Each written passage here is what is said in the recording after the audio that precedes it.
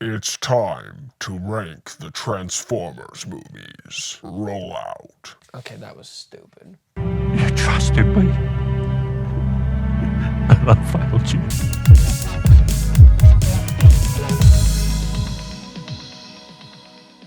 So I grew up with the Michael Bay films. As I mentioned before, if you saw my Transformers 1 review, I kind of see them as just guilty pleasures. There is one that I actually genuinely think is a good film, and most of the others are just steaming piles of doo-doo. Even though there are some enjoyable moments from every single one, I will say that, starting with number 9, The Last Night. This movie is a mess. The constant shifting of aspect ratios are distracting, and making Mark Wahlberg The Last Night is as generic as this movie could get. I mean, seriously, this guy is going to play the savior of everybody. Come on, Michael Bay. Throw in Stanley Tucci as Merlin after he played already another character in Age of Extinction, subplots that go nowhere, and an evil Optimus, and you've got a recipe for a disaster. I mean, okay, it was pretty cool to see Optimus Prime do a whole one-swing swoop with his sword, cutting off all those robots' heads. It's awesome. That's why we go to the Michael Bay Transformers movies. Action! But I want story as well, and this story is a hot mess. Anthony Hopkins, though, was having a great time, so I give it some points for that as well. Number 8 is Age of Extinction. The idea of Dinobots is cool and all, but it takes forever to get there. The movie starts with the concept. I'm not saying it's like my favorite opening from the Transformers film, but it was pretty interesting. People, I don't think they can't deny that. It is an interesting concept, but then it takes 2-ish hours to get the Dinobots. And when they do show up, it's cool. What we got before doesn't justify what we get in the end. Case in point, we follow Cade, easily the least interesting character in this universe, and there's also a subplot with a Romeo and Juliet law, which is just absolutely cringeworthy, and I am concerned for Michael Bay. It feels like he's trying to justify something here. Instead of expanding the Transformers mythos, it just left me bored. Number 7, Transformers the movie 1986. Now hold on, there's probably gonna be some people that say, Joseph, you're stupid. This is an amazing film. And there's probably other people who say, actually, this is the worst one because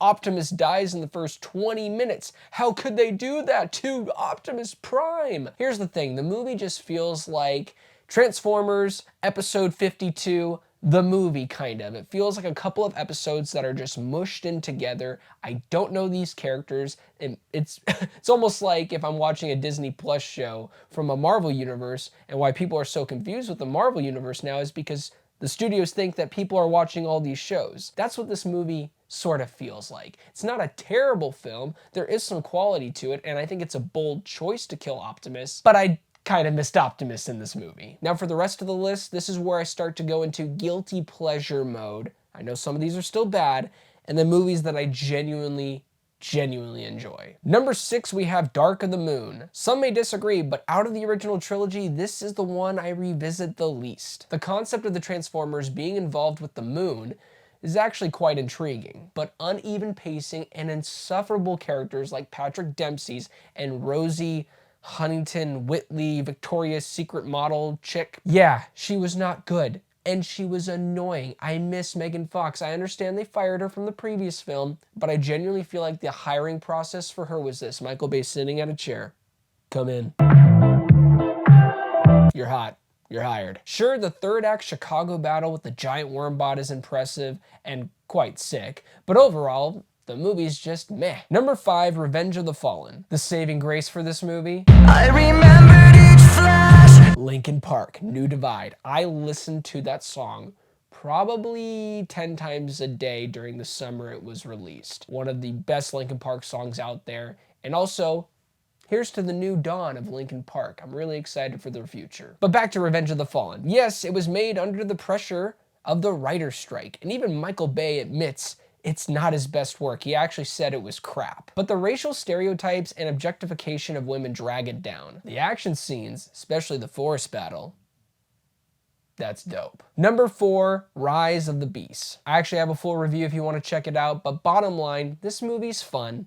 It's dumb and does exactly what it needs to do. Sure, it's not perfect, but when you got a third act with Optimus Prime running alongside a monkey bot, how can you just not get excited off that? And when you get to the reveal of G.I. Joe and Transformers teaming up, I really hope they still keep on pursuing that, because I know this movie didn't make a whole lot of money, but it did get enough reception to where I think it does merit a sequel. Okay, now we're in the top 3. All of these movies I love. This one being the most guilty pleasure one out of all of them, but it's actually a decent movie. Transformers, the Michael Bay 2007 original masterpiece. Okay, it's not a masterpiece, but this is one of the most, okay, this Blu-ray, let me pull it out right here.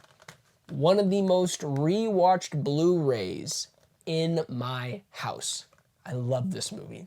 I don't care what anyone says. The original Michael Bay Transformers movie with Sam Witwicky, you got Megan Fox, you got Peter Cohen voicing Optimus Prime, the arc between Sam and Bumblebee, it's all there, it's all gold. Even the side arc with the army men in the desert with Scorponok. It's great. I would give anything to rewatch this movie in theaters. The moment where Optimus Prime and the other Transformers are transforming in front of Sam, it's incredible. The sound effects, the sound design, the CGI, it's all top-notch and great quality. That's what Michael Bay can do really well, and he did a really good job with this first movie, is some details to the CGI and the action. It feels gritty and it feels real. Then the other movies happened. Also, I have to talk about, yet again, Linkin Park bringing us What I've Done. Another banger. Number 2, Bumblebee. This movie floored me. Could there really be a Transformers film with not only thrilling action, but also likable characters and a focused, heartfelt plot? Well, you have this movie to answer that for you. Haley Steinfeld shines, and John Cena's character arc is surprisingly well developed. Travis Knight, who directed this film, did what Michael Bay was trying to do in the first original Transformers when it comes to the concept of a bond between a human and a robot.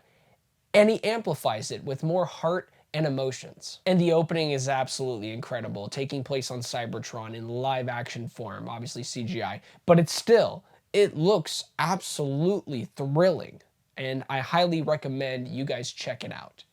Now, speaking of Cybertron, I wonder what number 1 is. You know, I really believe when they titled Transformers 1, they knew this was going to be the best Transformers movie. If you want to hear my full thoughts on this movie, there's a link right above to take you to my full non-spoiler review. But what I will say briefly regarding this movie is the strongest part in Transformers 1 is the rivalry of Optimus Prime and Megatron that starts out as a friendship to then seeing why they become mortal enemies. Adding great humor, immersive world building, and an incredible third act that leaves you both satisfied and eager for more, and you've got a contender for one of the best animated movies this year. This was just my personal ranking. I would love to see your ranking. How would you rank all 9 Transformers movies so far? I believe this is still the best to come, and I cannot wait to see what the creators are going to do for the other sequel. Please support Transformers 1. It is in theaters now.